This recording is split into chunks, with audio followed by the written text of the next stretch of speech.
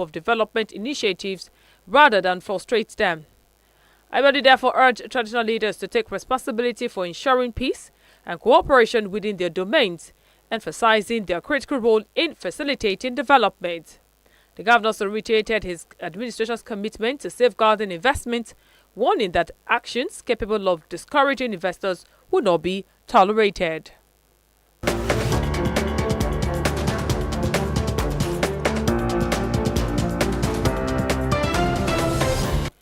Former President Goodluck Jonathan on Thursday called on stronger alignment between democratic governance and sound economic policies, warning that Nigeria must deliver real development outcomes if its democracy is to remain sustainable. Jonathan made the remarks in Abuja at the launch of a research report about the Goodluck Jonathan Foundation titled Strengthening the Nexus Between Democracy and Economic Growth in Nigeria. He urged policymakers to move beyond the conduct of elections and focus instead of building transparent, accountable institutions capable of fostering innovation, enterprise, and economic growth. According to him, the conversation around democracy is becoming more urgent globally as many countries grapple with economic hardship, insecurity, social tensions, and declining trust in public institutions. Jonathan questioned whether democratic systems automatically translate into better governance, pointing to examples of non-democratic or hybrid systems that have recorded significant development stride. He also cited China, where governors combined elements of selection and election, producing what he described as a highly competitive leadership recruitment system. The former president maintained that democracy remains attractive because of its core principles of freedom and justice, which is described as fundamental to human dignity and societal progress.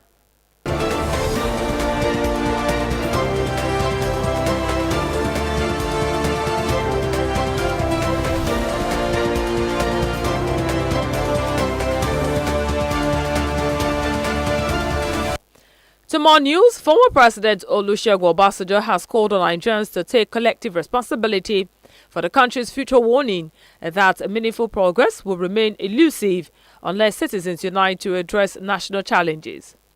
Obasanjo made this known on Thursday at the 6th annual colloquium held to mark the 65th birthday of the founder of Trinity Church, Pastor Utua Ighodalo, with the theme The Future of Nigeria. The former president, who was represented by the Deputy Chief Executive, Olusegun Obasanjo Leadership Institute, Professor Adedeji Daramola, stressed that nation building is a shared duty that cuts across all segments of society. He noted that while leadership remains critical, the broader issue lies in collective participation and accountability. The former leader also emphasized the need to actively involve young people in governance and development processes, describing them as central to Nigeria's future. Obasanjo highlighted Nigeria's demographic advantage. He pointed out that the country's youthful population presents a unique opportunity that must be harnessed through technology and innovation. With the current artificial intelligence and technological dispensation, Nigeria should take advantage of it in such a way that can make the youth benefit from it.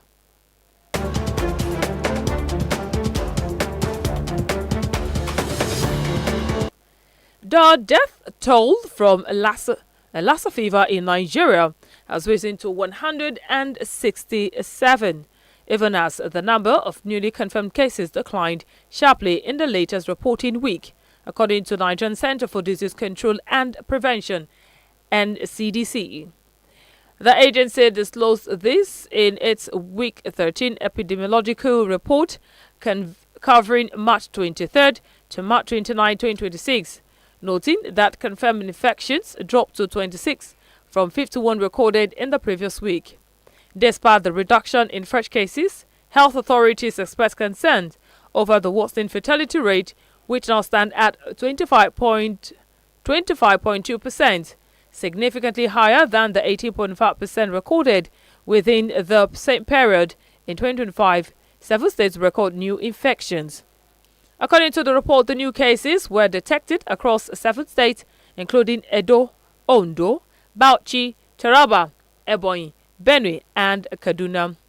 So far this year, Two states across 93 local government areas have reported at least one confirmed case of the disease.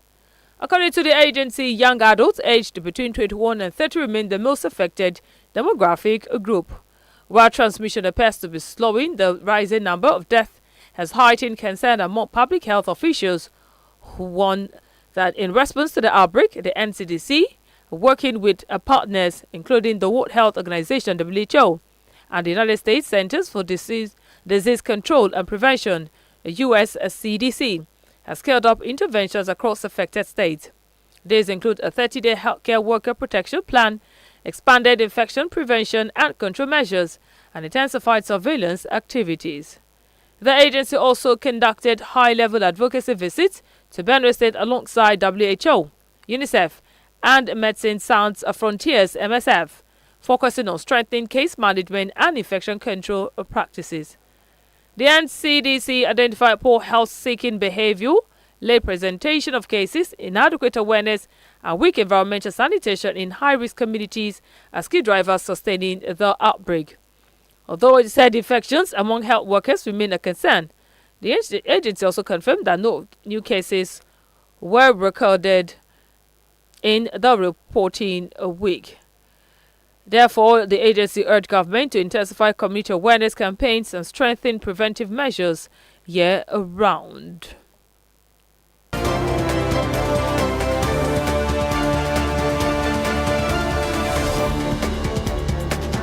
The leadership crisis rocking the African Democratic Congress (ADC) intensified on Thursday as opposing factions, led by former Senate President David Mark and party chieftain Ralph Nwosu, took their battle with the Independent National Electoral Commission (INEC) to court and the public space, amid disputes over recognition and control of party structures. The dispute centers on the decision of the Independent National Electoral Commission to delist the names of Mark as National Chairman and former Osun State Governor Rauf Aregbesola as National Secretary of the ADC from its official portal. In a fresh motion filed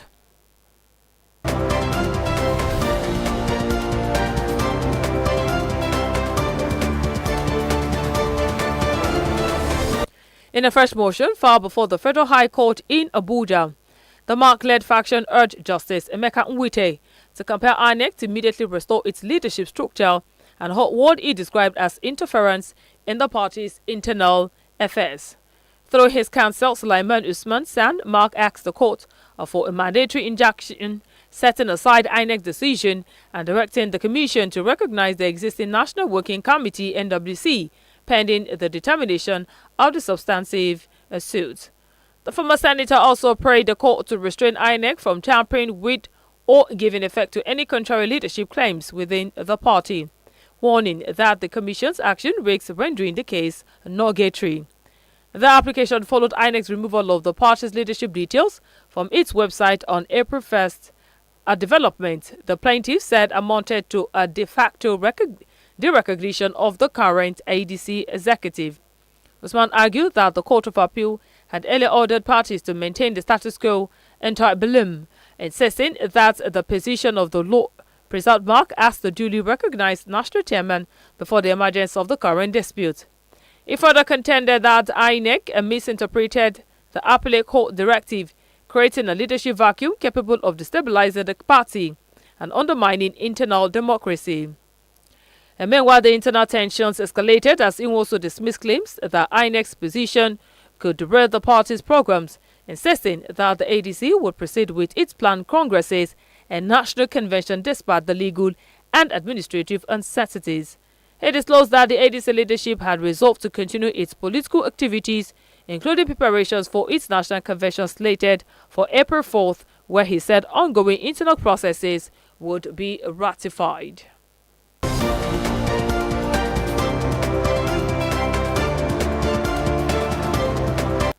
The federal government has assured Nigerians and the international community that the country remains safe for residents and visitors, even as the United States ordered the evacuation of non-emergency staff and their families from its embassy in Abuja.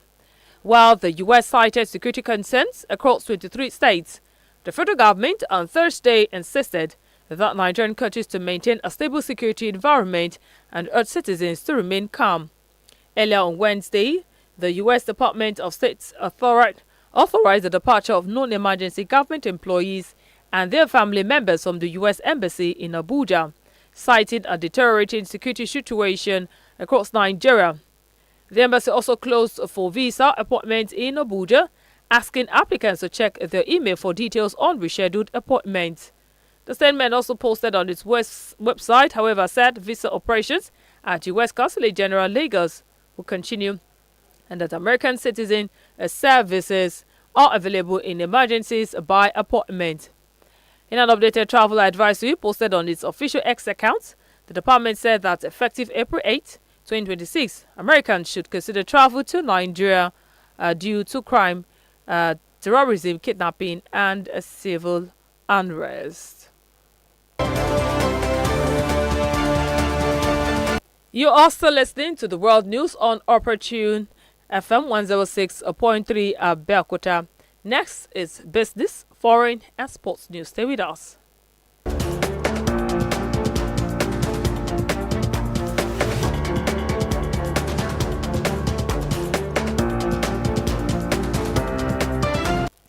Welcome back to business. The Managing Director and Chief Executive Officer of the Federal Government of Nigeria Power Company, Kenny Anuwe, has reiterated the commitment of President Bola Tinubu's administration to improving power supply across the country. Anuwe said the government recognizes that stable power is the lifeblood of a prosperous nation and has therefore been making substantial investment to address challenges in the sector, particularly in infrastructure development. He explained that the federal government commitment is further evidenced by the €161 million contract with Siemens Energy to upgrade 5 new brownfield substations at Abeokuta Ayede in Oyo State, Offa in Kwara State, and Onitsha in Anambra State. This is, as Anuwe also noted, that under the Presidential Power Initiative, the federal government of Nigeria Power Company has added over 1,000 megawatts to the national grid with the installation of 7 out of 10 mobile substations and 10 power transformers procured from Siemens Energy.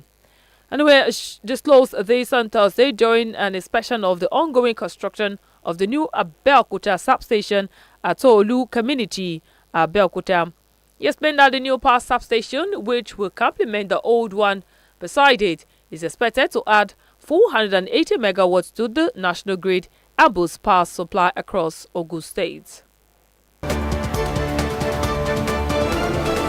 On the foreign scene, ship traffic through the Strait of Hormuz stood at well below 10% of normal volumes yesterday, despite a U.S.-Iran ceasefire, as Tehran asserted its control by warning ships to report to its authorities while doing so. Hundreds of tankers and other ships have been stuck inside the Gulf since the Iran war began on February 28, cutting global oil supply by 20% and the world's biggest ever supply disruption.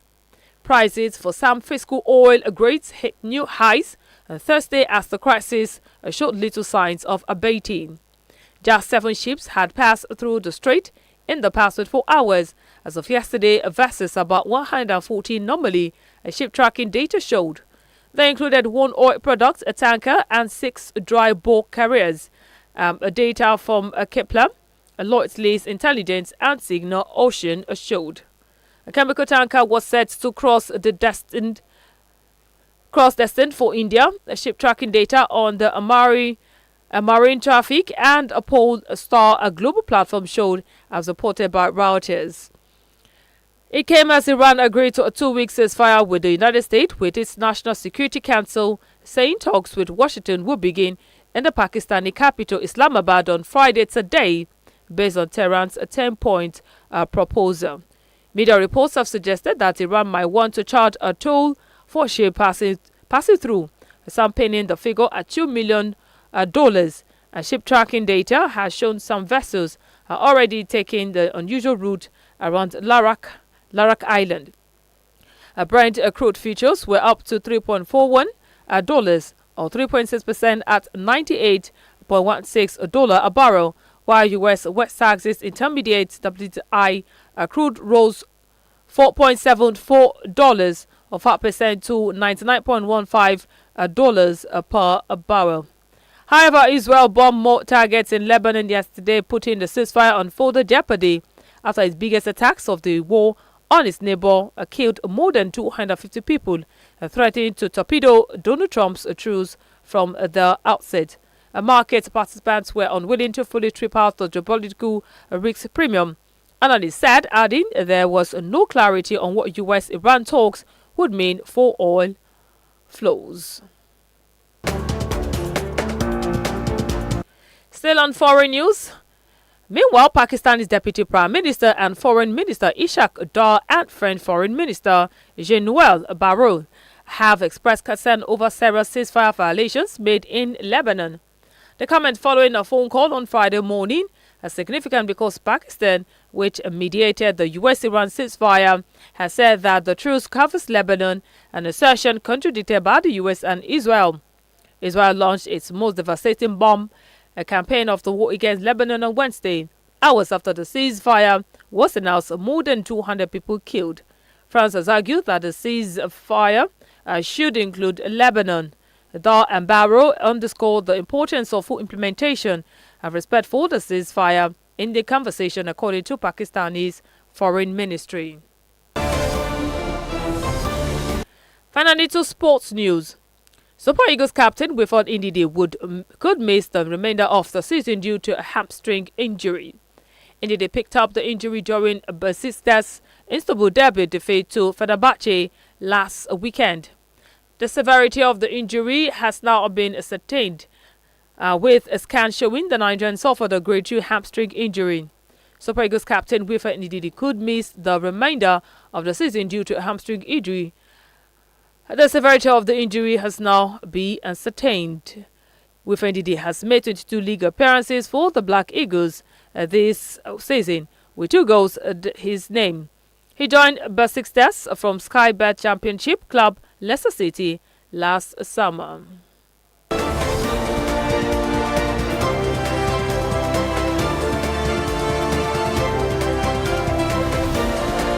You just listened to the world news on Operatunefm 106.3 Abeokuta. Here is the headlines once again.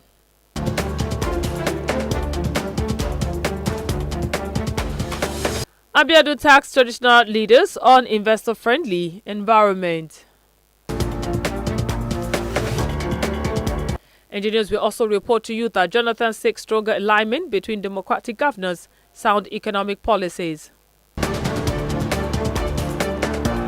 Obasanjo calls for collective responsibility to fix Nigeria. In foreign, U.S.-Iran negotiations begins today as Strait of Hormuz stalls.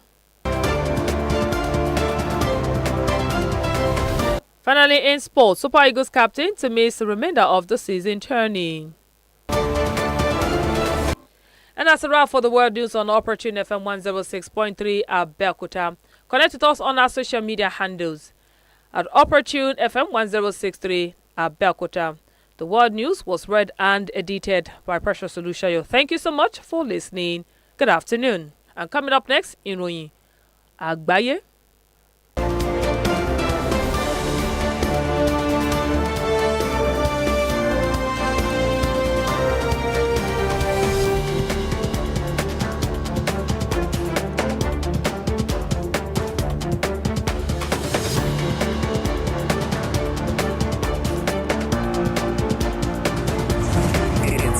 Time to ask for more on Operatunefm. We are poised to give you more than your expectations in music, live programs, fun time, and even more as we educate, inform, and entertain you. There's something more for everyone. Operatunefm. Ask for more. Ìkànnì rédíò Operatunefm 106.3 Abẹ́òkúta.